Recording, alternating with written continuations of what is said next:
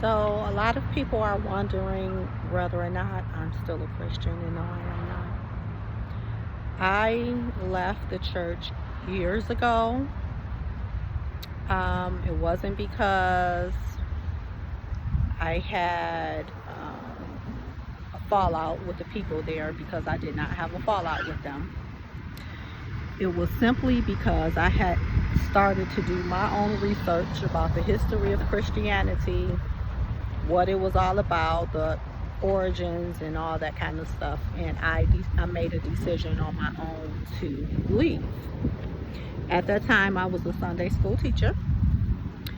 I ended up, but that research that I had done really ended up or ended me up in the Hebrew kind of Israelite world, but I didn't go as far as to joining an assembly. I never attended an assembly. I never got into, the hair wrap and all that kind of stuff. I kind of kept my freedom as a woman, and in my appearance and everything, and how I wanted to present myself. But I did subscribe to some of the teachings, not all of them. So what I ascribed to was that Jesus was black, that the people of the real Jews are the Negroes, and all of that kind of stuff. So eventually I came away from that. What led me away from that was, at that time, I had started really eating really healthy. I was eating as a like a high raw vegan at that time, and was really getting into holistic practices. And I had an awakening during a meditation. Now let me go back a little bit. Before this awakening, before this meditation experience that I had, this community of Hebrew Israelites was actually getting on my nerves anyways, because all I heard from some of the people who I was following was them competing against one another or judging one another, like in a way of, oh, we better over here than y'all are over there. Or I heard the dumbest, I guess, conversations about, I don't know. I thought they were stupid.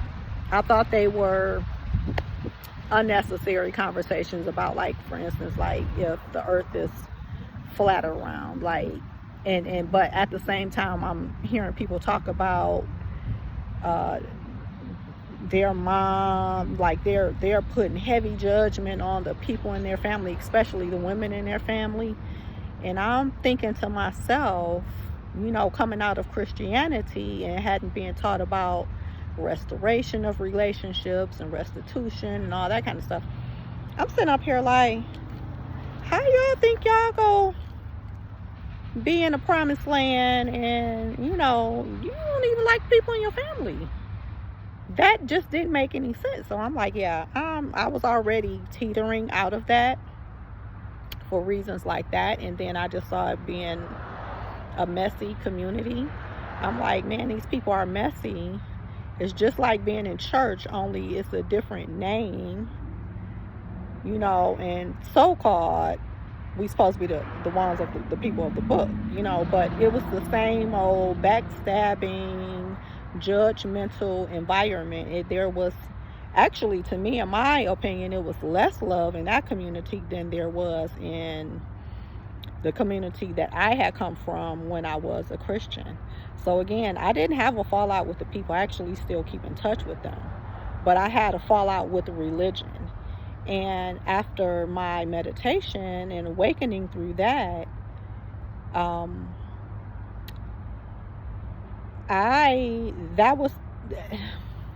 during this meditation, I will have to tell you a little bit about it. So during this meditation, I was looking at my chakra system. I was seeing my energy flow. And that alone told me that everything that I had been taught about God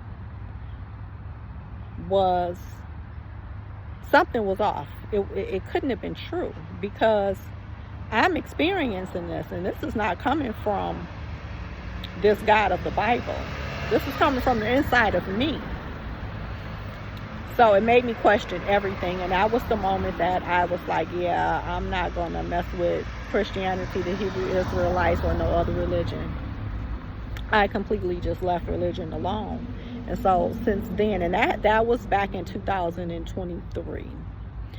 So since then, I have been on my journey of discovering, and a part of that is, of course, deconstructing religion, deconstructing my own mindset about religion and around the things that I've been taught, the patriarchy, what women should be like, and all that kind of stuff. Now, one of the things that really turned me off about that community of the Hebrews was that the men all felt like they could tell any woman what to do. And that was just a turnoff for me, because, sir, I don't know your name. You don't know my name. You have no right to tell me what to do. And at that time, like, my dad was still alive, and like I said, I've mentioned before, I have 4 brothers, I have 2 sons.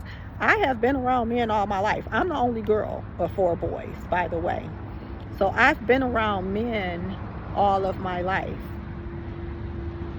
They didn't treat me like that. So I'm not getting ready to let some stranger, just because you saying you're a Hebrew Israelite, or you think you the real Jew, I don't care who you is. Don't talk to me like that. I just didn't like it. So that was my turn off. And anyway, so I have been on my own journey of deconstructing, and a part of that deconstructing does involve me decentering men. And a part of that has meant that I have had to be completely honest about even the men in my family, the men that I've dated, and looking at myself. Again, I mentioned that in a previous video, how that have had me looking at myself and what did I learn. Because now, of course, I probably have been groomed since I was a little girl to be male-centered. But as I have been looking back, when I really, really noticed it is when I joined the church, when I became a Christian. Because a lot of the things that I learned there, I didn't grow up learning. My family, they were not into church like that. My grandfather went to church, but he was the only one who went to church, and that was my dad's dad. He went faithfully, but he didn't bring the gospel back home. It was just something that he did on his own. He didn't make anybody go. He didn't try to, Bible beat us or anything like that.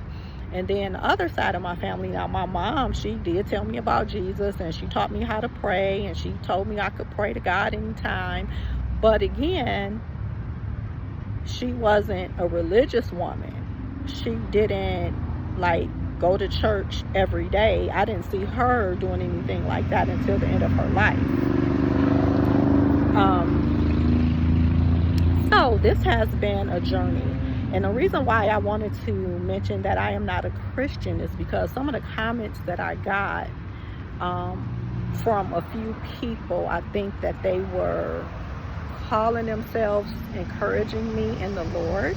Okay, well, guys, I don't believe in the Lord. Okay, I no longer believe like that. I don't subscribe to Lord, to God, to Jesus, to any of that anymore. I don't. I say source. Every now and then I might say God, depending on who I'm speaking with, because you know, just as a general term, but I truly don't believe that source is God. I believe that the gods of the Bible are different entities. There are many gods of the Bible. There is not just one God. And if you read that Bible, you'll know. Now, that is another thing that I want to mention. When I was a Christian, and even when I was in the Hebrew community, I read the Bible. I even read my Strong's Concordance. I know the Bible. I know a lot of scriptures. I know those Bible stories. I understand them. I've sat myself down and taken notes. Okay, I have a lot of knowledge about the Bible, the scriptures, and this, that, and the other. Okay, so I understand what that's about.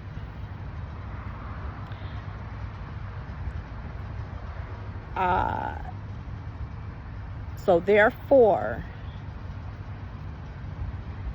I forgot. I lost my train of thought. Excuse me. I'm outside. Well, I lost my train of thought. I was saying that for a reason, but whatever. Like I said, now I'm bringing these things up because I'm pivoting into something that I truly want to speak of, and that is women. I truly want to speak about women. I truly want to speak to women and how we've been socialized and how we've been taught. And it could be a biological thing too, to be so drawn to men when men have been, and I've seen it in my family, and I've seen it in the community, and I've seen it in my life, our biggest predators. Why do we want to be with them? Exactly. And also another thing that I'd like to talk about in the future is women and the rates of hair loss that they're having, and most of it, I believe, is coming from strained and stressful partnerships with men. Yeah.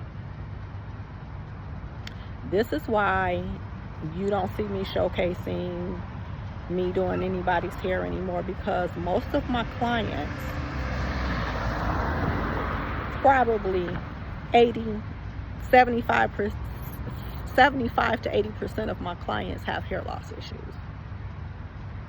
So I'm not going to put them like on blast like that. I'm just not going to do that. So I realized that I need to speak to that problem.